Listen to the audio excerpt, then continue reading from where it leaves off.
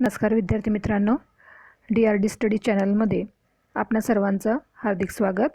मी सौ दौंडकर मॅडम आज आपणास 8वी विज्ञान 7वा धडा धातू व अधातू हा आपण आज सुरुवात करणार आहोत। तर सर्वप्रथम बघा, प्रथम प्रश्न दिलेला आहे। तर त्या प्रश्नामध्ये काय विचारलं आहे, सर्वसाधारणपणे मूलद्रव्याचे वर्गीकरण कोणत्या 3 प्रकारामध्ये करतात। आता 3 मूलद्रव्याचे वर्गीकरण, तर ते जे आहे ते म्हणजे धातू, अधातू आणि धातू सदृश्य। ओके, तर ह्या 3 भागामध्ये काय आहे तर मूलद्रव्याचं वर्गीकरण करतात।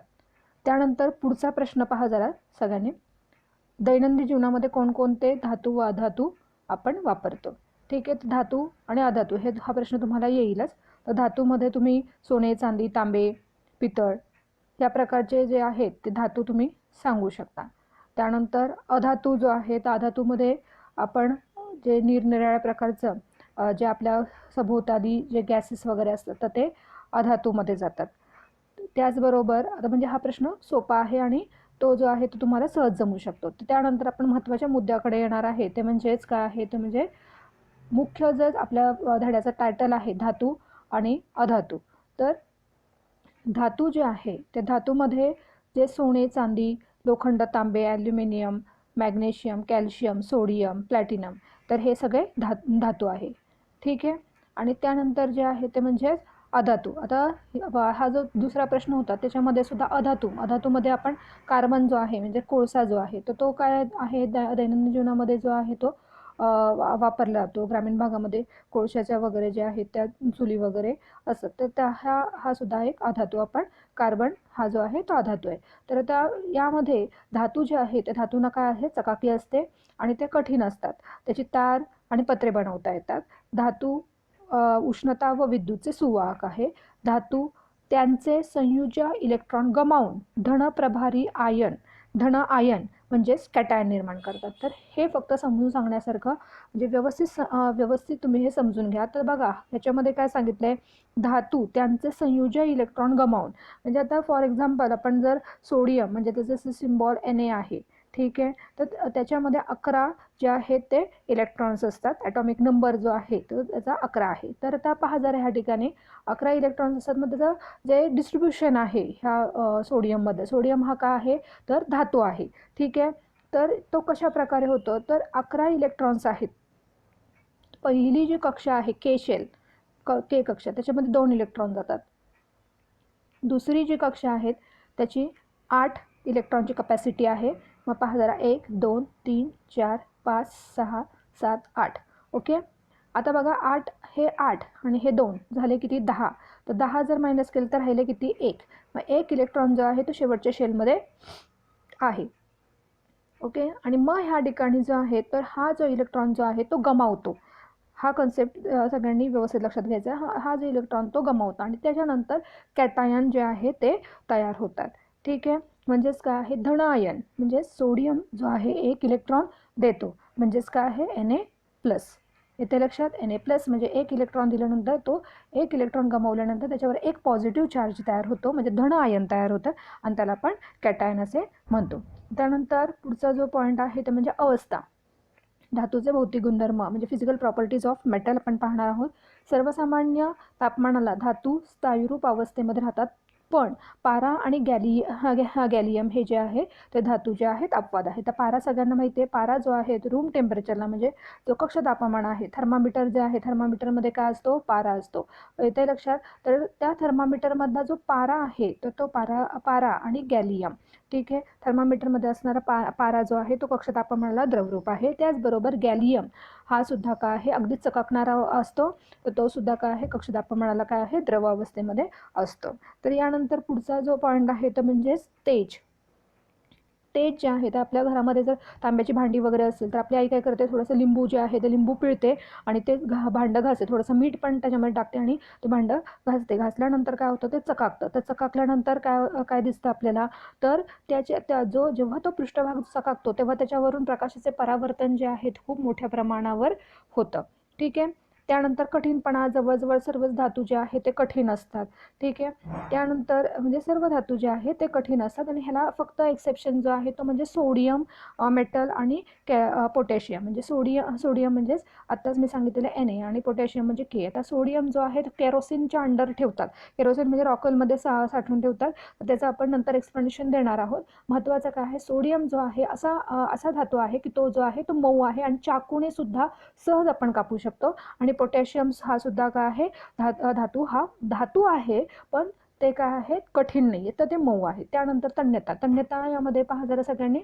तन्यता जे आहे तर इथे तन्यता म्हणजेच काय आहे की आपण सोनार वगैरे बघतो, तर सोनार जो आहे तो सोने आणि चांदी या धातूंपासून काय करतो, पातळ अशी काय करतो, एक तार बनवतो. ठीक आहे. म्हणजे ज्या धातूंपासून काय करू शकतो आपण, तार बनवू शकतो, तर याला आपण काय म्हणतो, त्या गुणधर्माला जे आहे ते त्याला आपण काय म्हणतो, तन्यता.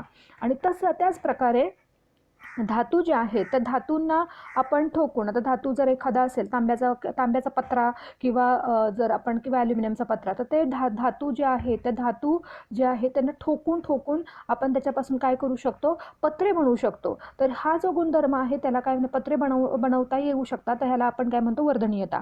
त्यानंतर उष्णतेचे वहन. आता उष्णतेचे वहनाच्या मध्ये पहा जरा, आपल्याला माहिती आहे सर्व धातू जे आहेत ते काय करतात, तर उष्णतेचे सुवाहक आहे. अगदी आपण जर एखादी भाजी वगैरे करताना जर त्या भांड्यामध्ये आपण एखादा आपला जो स्टीलचा चमचा वगैरे ठेवला, तर स्टीलचा चमचा जो आहे थोड्या वेळाने हात लावला तर तो गरम लागतो आणि आपल्याला चटका पण बसू शकतो. म्हणजेच काय आहे, धातू हे उष्णतेचे वहन करतात. त्यानंतर जे आहे त्यामध्ये जे आहे ते, आणि त्यामुळे उष्णतेचे सगळेच काय आहे, सुवाहक आहेत.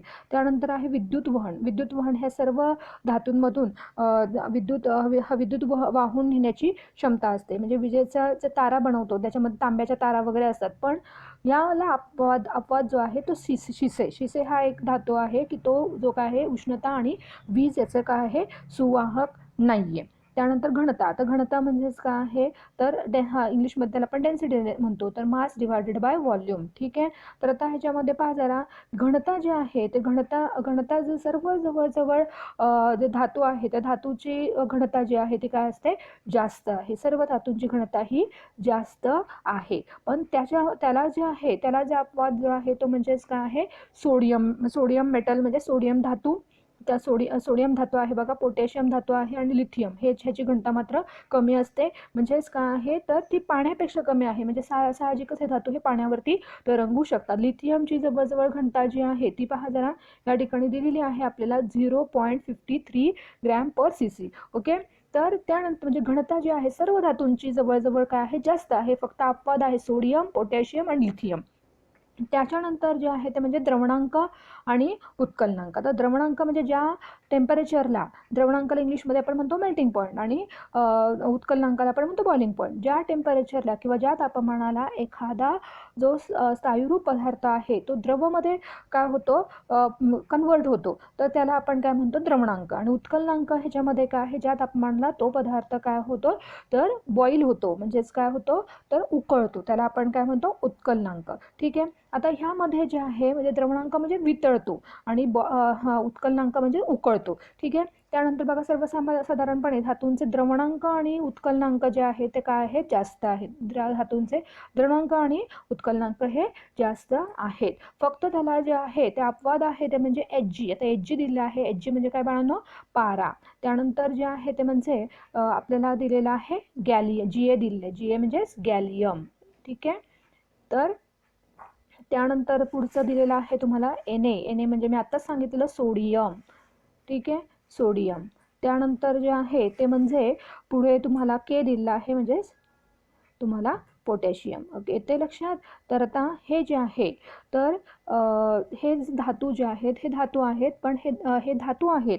ठीक आहे. पण तरीसुद्धा त्याचा जो द्रवणांक आहे किंवा द्रवणांक आणि उत्कलनांक हे जास्त असायला पाहिजे, पण कमी. आता खूप म्हणजे ह्याच्यामध्ये पारा जो आहे तर पाऱ्याचा द्रवणांक हा फार कमी आहे, म्हणजेच तो मायनस ह्याच्यामध्ये आहे. मायनस जवळजवळ ह्या पुस्तकात दिलेलं नाही आहे, पण तरी मी एक्स्ट्रा इन्फॉर्मेशन म्हणून तुम्हाला देते. 38.63 डिग्री सेल्सिअस एवढा कमी काय आहे तर पाऱ्याचा द्रवणांक आहे. आणि आणि त्यानंतर जे आहे ते गॅलियमचं सुद्धा खूप कमी आहे, म्हणजे फक्त 29.76 डिग्री सेल्सिअस हा जो आहे तो गॅलियमचा आहे. ठीक आहे. यानंतर जे आहे ते म्हणजे सोडियम आहे, तर सोडियमचा सुद्धा कसा आहे तर 97 डिग्री सेल्सिअस आहे. आणि त्यानंतर जे आहे ते म्हणजे पोटॅशियम, आणि पोटॅशियमचा जो आहे तो 63.5 डिग्री सेल्सिअस. म्हणजे फक्त हे काय आहे तर हे जे आहे म्हणजे सोडियम आहे, मर्क्युरी म्हणजे पारा आहे, गॅलियम आहे, सोडियम आणि पोटॅशियम आहे, हे काय आहे तर त्याला काय आहे अपवाद आहेत. त्यानंतर नादमयता हे सगळ्यांना माहिती आहे. आपल्या शाळेमधली जी बेल जी आहे ती वाजते. शाळेमधली बेल म्हणण्यापेक्षा जी घंटा असते, तर इलेक्ट्रिक बेल म्हणत नाही मी, घंटा असते. तर घंटा जेव्हा वाजवली जाते किंवा मंदिरामध्ये घंटा असते, तर ती घंटा वाजवल्यानंतर काय होतं त्या ठिकाणून नाद बाहेर पडतो, म्हणजे आवाज बाहेर पडतो. तर हा आवाज म्हणजेच काय आहे बाळांनो, तर हा आवाज म्हणजेच काय आहे तर नादमयता. हे आपण धातूंचे काय बघितलेत, भौतिक गुणधर्म बघितले. यानंतर आपण काय बघणार आहोत, अधातू जे आहेत, अधातू ज्याला आपण इंग्लिशमध्ये म्हणतो नॉन मेटल. तर ह्याच्यामध्ये कार्बन आहे, सल्फर आहे, फॉस्फरस आहेत, हे अधातू आहेत. ठीक आहे. तर साधारणपणे स्थायूरूप हे अधातू जे आहे ते ठिसूळ असतात आणि त्यांना चकाकी नसते. तर अधातूंचे आपण भौतिक गुणधर्म बघू. तर ह्यामध्ये जवळजवळ अधातू जे आहेत ते धातू जे आहेत ते जवळजवळ सगळे कसे होतात ते तर जे सॉलिड स्टेटमध्ये म्हणजेच काय आहे तर स्थायूरूपावस्थेमध्ये होते. पण अधातू मात्र काय आहे फक्त एक्सेप्शन म्हणजे त्याला अपवाद जो आहे तो पारा आणि गॅलियम होते. ठीक आहे. तर आता ह्यामध्ये भौतिक अवस्थेमध्ये आपण जर बघितलं तर अधातू हे तिन्ही स्टेटमध्ये म्हणजेच काय आहे स्थायूरूप अवस्थेत पण सापडतात, वायुरूप अवस्थेमध्ये सापडतात, द्रवरूप अवस्थेमध्ये पण सापडतात. आता स्थायूरूप अवस्थेमध्ये जर बघितलं आपल्याला तर त्या ठिकाणी आपल्याला इथं दाखवलेलं आहे सी म्हणजेच काय आहे कार्बन आहे, एस म्हणजे सल्फर आहे आणि फॉस्फरस आहे. तर हे जे आहे ते काय आहे स्थायू अवस्थेमध्ये सापडतात. द्रव अवस्थेमध्ये ब्रोमीन सापडतो, वायू अवस्थेमध्ये सर्व गॅसेस जे आहे ते वायुरूप आहेत. ठीक आहे. त्यानंतर जे आहे ते म्हणजे चकाकी. तर चकाकी जे आहे आपल्याला ज्या प्रकारे जे इथे धातू जे आहे त्या धातूंना तर त्या ठिकाणी धातू जे आहे त्या धातूंना जे आहे ते चकाकी होती, पण आता अधातू जे आहे त्या अधातूंना चकाकी नसते. तर ह्याला अपवाद आहे तो म्हणजे हिरा. ठीक आहे. तर हिरा जो आहे तो हा जो आहे तो अधातू आहे. आयोडीनचे स्फटिक जे आहेत ते जे आहे तर ते हे जरी अधातू असले तरी सुद्धा काय आहे त्यांना एक प्रकारची चकाकी आहे. अधातू जे आहे ते रंगहीन आणि अधातू जे आहे रंगहीन, तर काहींना विविध रंग आहेत. आणि कार्बन जो आहे तो काळा असतो. त्यानंतर ठिसूळपणा जवळजवळ सर्व अधातू जे आहेत ते ठिसूळच आहेत. हातोडीने सहज आपण त्यांना तोडू शकतो, ते मऊ असतात. पण त्याला अपवाद पुन्हा एकदा काय आहे तर हिरा हे जे आहे ते कार्बनचे एक अपरूप आहे. म्हणजेच काय आहे तर कार्बन जे आहे पर्टिक्युलर टेम्परेचर आणि प्रेशर मेंटेन करून त्या ठिकाणी जो डायमंड आहे म्हणजे हिरा जो आहे तो जो आहे तो नैसर्गिक पदार्थ आहे आणि आर्टिफिशियली सुद्धा बनवता येतो, पण तो काय आहे ठिसूळ नाही. तर हा अपवाद आहे. तन्यता आणि वर्धनीयता, तर ह्यामध्ये म्हणजे अधातू जे आहे ते काय आहेत त्याच्यापासून आपण पातळ अशी तार बनवू शकत नाही. त्याचबरोबर आपण त्याच्यापासून काय करू शकत नाहीये, पत्रे जे आहे ते ठोकून त्याच्यापासून पत्रे पण बनवू शकत नाही. म्हणजे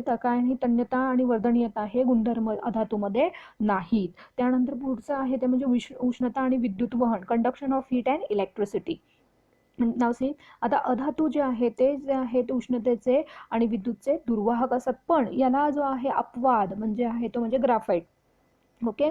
तर हा ग्राफाईट हे सुद्धा काय आहे कार्बनचे एक अपरूप आहे आणि तो विजेचा जो आहे गुड कंडक्टर आहे. म्हणजेच इलेक्ट्रिसिटी जी आहे त्याच्यामधून वाहून नेली जाते. ठीक आहे. आता तुम्हाला ग्राफाईट म्हणजेच काय आहे बाळांनो, तर ग्राफाईट म्हणजेच काय आपले सिस पेन्सिल असते, सिस पेन्सिलमध्ये जे आपण वापरतो तर ते मधलं जे ब्लॅक पोर्शन असतो तर तो कशाचा आहे ग्राफाईटचा आहे. लुब्रिकेटिंग एजंट म्हणजेच काय आहे वंगण म्हणून सुद्धा ग्राफाईटचा वापर करतात.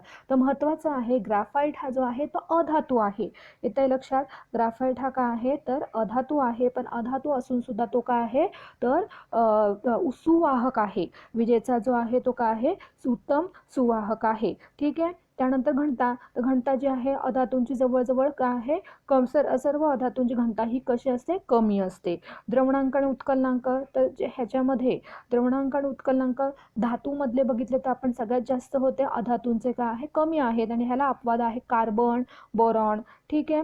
हे जे आहेत ते अधातू आहे पण उच्च तापमान आहे. आता बघा ह्यामध्ये हा पॉईंट क्लिअर करणं फार गरजेचं आहे. कार्बन, तर कार्बनमध्ये काय असतो बाळांनो, कोव्हॅलेंट बॉन्ड असतो. म्हणजेच काय आहे, त्या ठिकाणी जे इलेक्ट्रॉन जे आहे त्याचे काय होतं, विभागणी होते, म्हणजे शेअरिंग पेअरिंग म्हणतो त्याला, इंग्लिशमध्ये म्हणतो शेअर करतात. इलेक्ट्रॉन्स जे आहे शेअर करून त्या ठिकाणी कार्बन जे आहे त्या कार्बनचं काय होतं, तर जे संयुजा जे आहे ते पूर्ण होतात. तर आता हा जो बॉन्ड आहेत, म्हणजे हे जे बंध आहेत, हे बंध कसे आहेत बाळांनो, तर ते खूप स्ट्रॉंग आहेत आणि त्यामुळे ते ब्रेक करण्यासाठी, म्हणजे कार्बनचं जर त्या ठिकाणी त्याला द्रव अवस्थेमध्ये घ्यायचं असेल तर त्यासाठी जास्त काय लागते, हीट लागते. आणि त्यामुळे कार्बन जे आहे तो कार्बनचा, आता ह्याच्यामध्ये बुकमध्ये ते जास्त अजून डीपमध्ये सांगितलं नाही, पण मी सांगते ह्या ठिकाणी पहा जरा इथे, हा फक्त का बरं, की कार्बन हा जो आहे अधातू आहे, पण अधातू असून सुद्धा तो काय आहे, तर का बरं त्याचं द्रवणांक जास्त आहे, तर त्याचा द्रवणांक जो आहे तो बाळांनो 3550 डिग्री सेल्सिअस, म्हणजे 3550 डिग्री सेल्सिअस